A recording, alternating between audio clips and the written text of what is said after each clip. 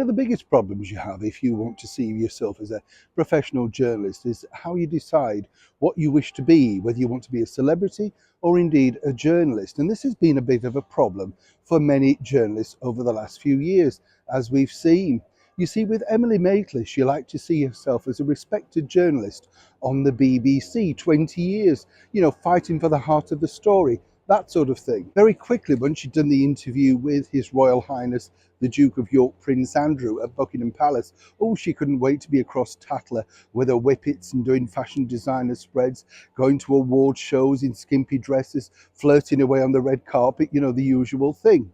And this is part of the problem, you see, because a lot of people now don't really can't work out which to be. Do they want to be a celebrity or do they want to be a journalist? When you look back many years ago, you had respected journalists like Anna Ford, Sue Lawley, Angela Rippon, all powerhouse ladies leading the field in their particular category, doing incredibly well. Everybody really admired them because they stuck to the rules. The rules were they were presenting the news in an impartial way. As I've said before, you can see with so many of them, they don't want to do this. This is now a problem for another major BBC, shall we say, celebrity journalist. Not quite sure. As ever, let me explain. Over here in the United Kingdom, we have a TV show that's been going for many years now. It's called Have I Got News for You? And it's supposed to be a satirical show. As I say, many years ago, it was mildly amusing, but really that all went around about 15, 20 years ago, should we say, because now really it's a sort of a flagship show to attack government ministers, all of that sort of thing. It ceases to be funny because the people that they have fronted it obviously have some kind of political agenda. Before, it used to be TV personalities, comedians, that sort of thing. That's long gone out the window now. Now, last Friday, they had as a guest host Clive Myrie, a BBC News reader. And he'd really came to prominence reporting on the Ukraine war, picking up plaudits along the way.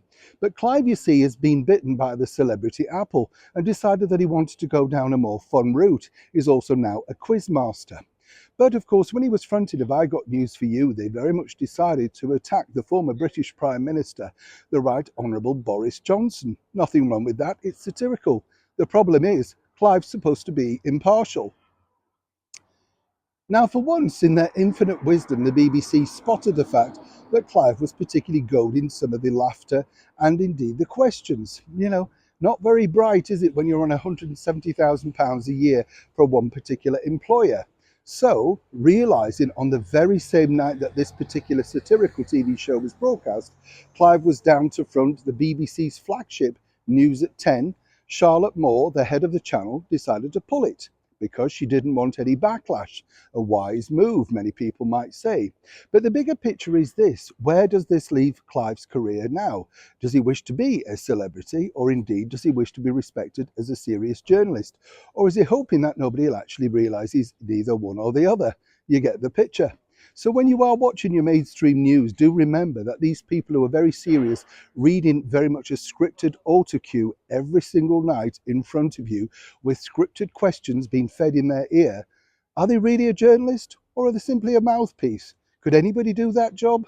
A bit questionable. For now though, looks like Clive's being told to definitely clip it, zip it, or decide exactly which way you want to go moving forward with your very prestigious, so far, career. Neil Sean in the very heart of London.